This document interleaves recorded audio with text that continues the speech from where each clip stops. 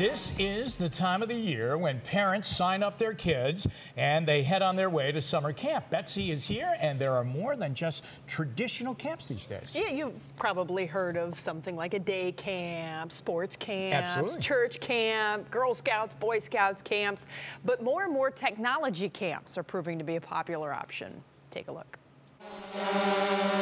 These days, camps are letting kids build, code, and fly.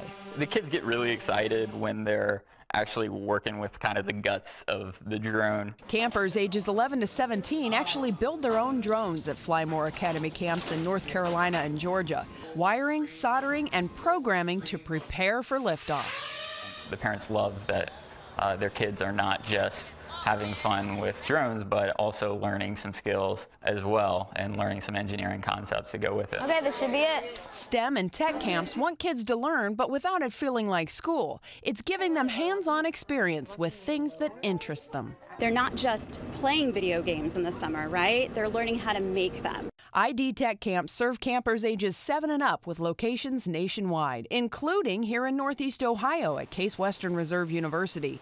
They teach skills that could lead to a career in technology. There are 2.4 million open STEM jobs in the U.S. alone right now.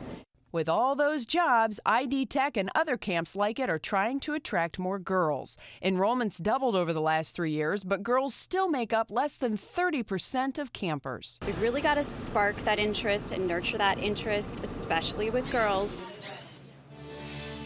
So I find it kind of interesting because it's not just bringing home the little macaroni necklaces anymore. You bring home a drone or something really cool. So if you want more information on ID Tech camps or any other camps that are going on here in Northeast Ohio throughout the summer that are STEM related, we have a link on WKYC.com/girlsinstem. There's a calendar that's posted there, and if you scroll through the months, you can click, and we've got a whole bunch of different camps on there.